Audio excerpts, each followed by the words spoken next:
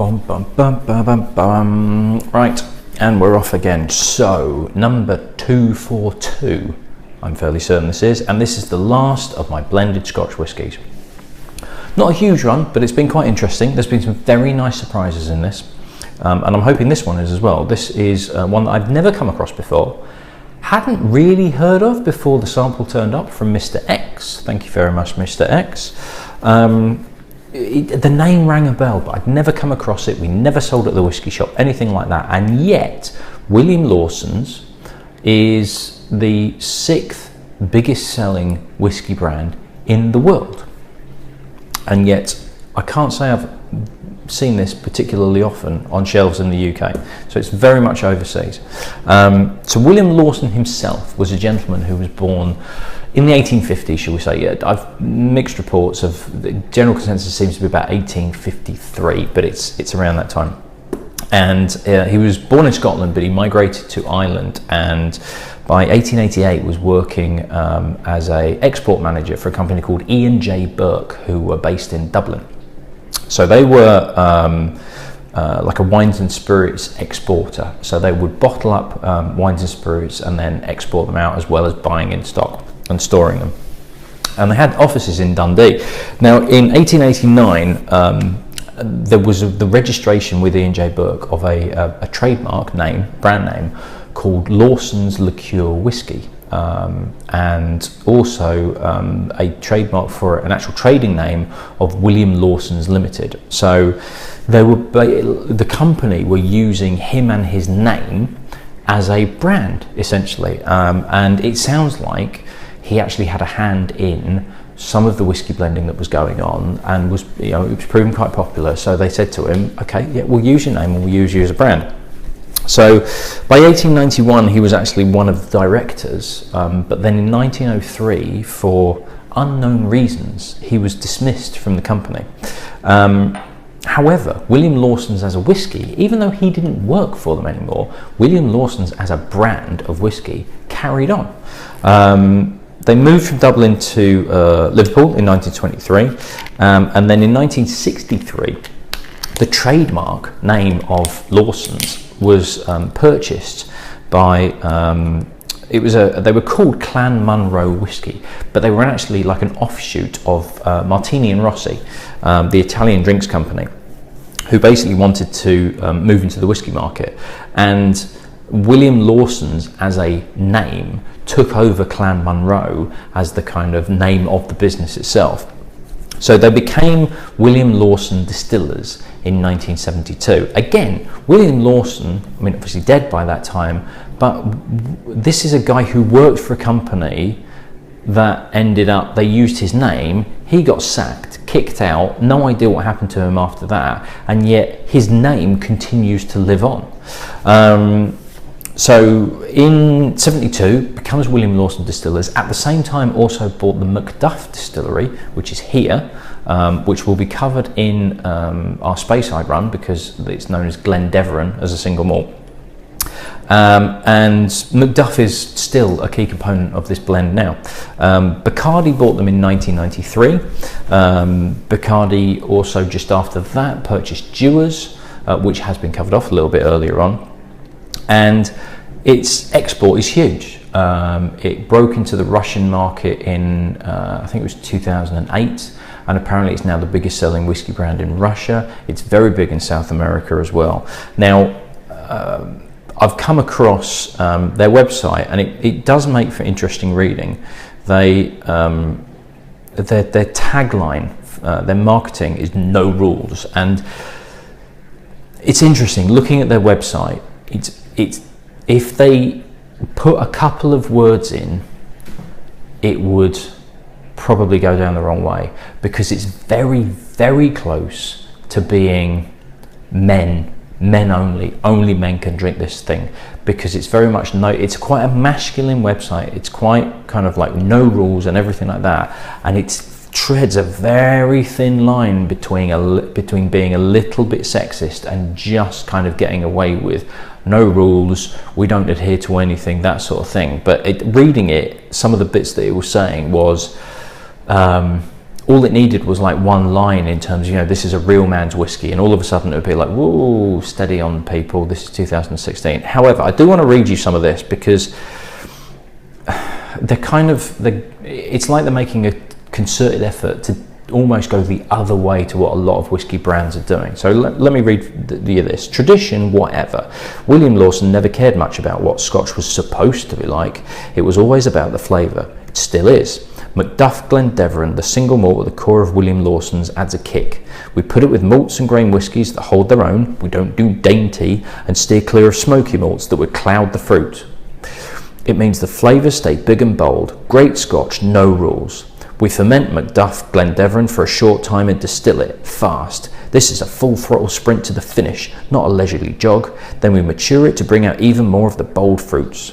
Who said Scotch is smoky? We don't do smoky or peaty flavours. They get in the way of the big bold taste. If you want smoke in your drink, put on a smoking jacket. If you like your Scotch bold, drink William Lawson's. A bit of a mixed message, because it's kind of saying, if you don't want big bold flavours, then don't do smoky peaty whiskies. But I can't really picture much more big bold flavours than a smoky peaty whiskey. Likewise, the fact that they're talking about I'm going to have to bring it up because that is such a weird terminology. We ferment Glendeveron for a short time and distill it fast. This is a full throttle sprint to the finish. It's like, well, okay, how long have you matured this? What exactly? It sounds like you're rushing it. It sounds like you're not really taking any care over it. It's just a case of get it in the bottle, get it out there. Have you finished making it yet? Get it out there. So, according to their marketing, this is big and bold and yet fruity. So we shall see. It's 50%, it's 40%. Yes, 40%. Master of Malt are selling this for £16 a bottle. So I've no idea how much it is overseas. But I'd be willing to bet it's probably quite a bit cheaper than that. So like I say, I've never had William Lawson's before. I can't even remember coming across it in the UK at all. So this is very intriguing for me. I'm quite looking forward to this, especially after reading that marketing nonsense as well. So in terms of colour, if you watch the White Mackay review that I've just done yesterday, nowhere near as dark as the White Mackay. That was dark, that was kind of like Lyle's Golden Syrup. This is much more sort of a oak Chardonnay white wine colour. Maybe just a little bit deeper than that. Now, on the nose, there is a grain element, but there's quite lemony and fresh. Yes, it's citrusy, but it's light and quite sweet. It's a very delicate nose. It's slightly floral as well. Yeah, definite honeysuckle. Very much honeysuckle. It's a nice nose. And it actually reminds me a little bit, it's a bit richer, but it reminds me a little bit of Diedenacker and the Belgian Owl with that really light, delicate honeysuckle character. This is a little bit richer and a little bit warmer, but it's still there, it's still delicate. There's a bit more sweetness to this, there's a bit more, and it's a bit more of a sugary sweetness as well. Would I call it big and bold? No.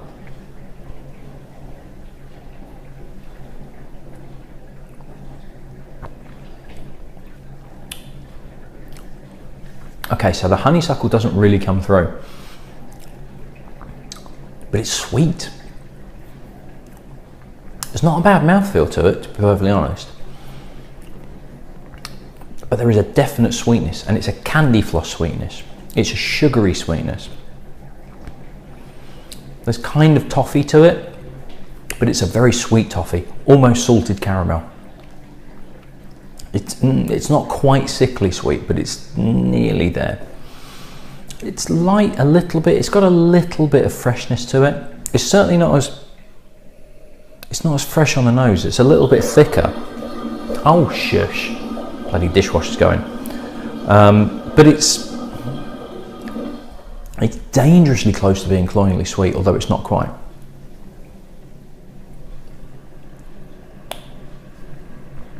I can see why this is very popular, because it's very easy to drink, and that sweetness It's not quite liqueur, but it's getting that way.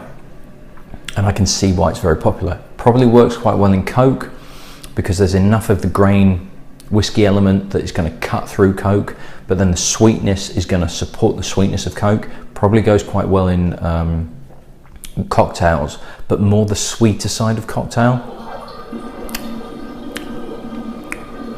Sounds like I'm having a wee, doesn't it? But I'm not, I swear. Would I call it big and bold?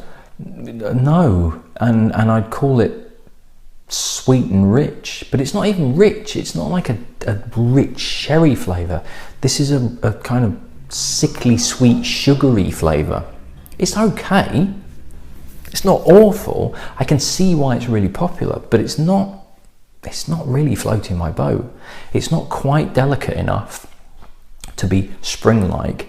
It's not rich enough to be like after dinner or an autumn whiskey.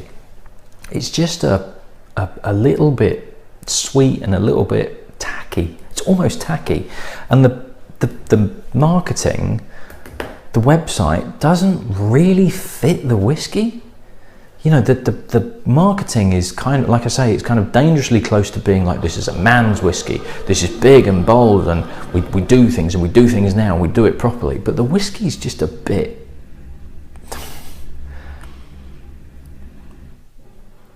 not girly, it's just it's a bit tacky, and a bit, not nasty. Tacky's the closest I can come. It's a little bit kind of chavvy and a little bit kind of like, you know, it's sweet, so it's easy to neck it and all of this lot, and there's just not really much class about this at all.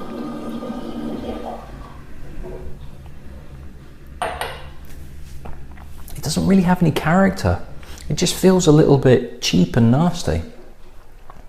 It's not rough, it's not undrinkable.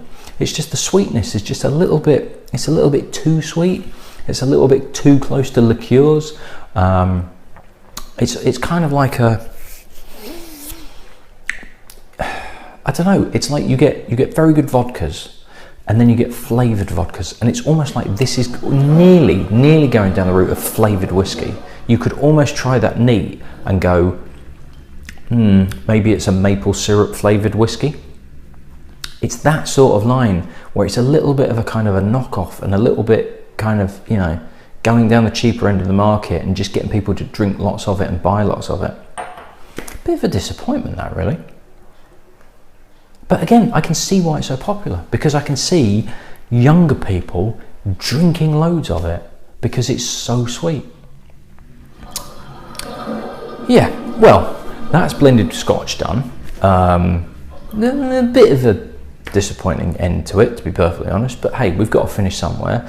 I've got a few vatted malts to get through, and then we're on to Irish and Japanese. So, and we're very close, I've just realised as well, when I did my maths, in that not next one, but the one after this will actually be 2/3 of the way through the challenge. So that's a nice little milestone to celebrate. So, yeah, I'm going to have to get some kind of drink because it's getting a bit cloying in my mouth now. Right, bloody dishwasher's still going, so I'll leave you people to it. I'll see you at the next one. Cheers.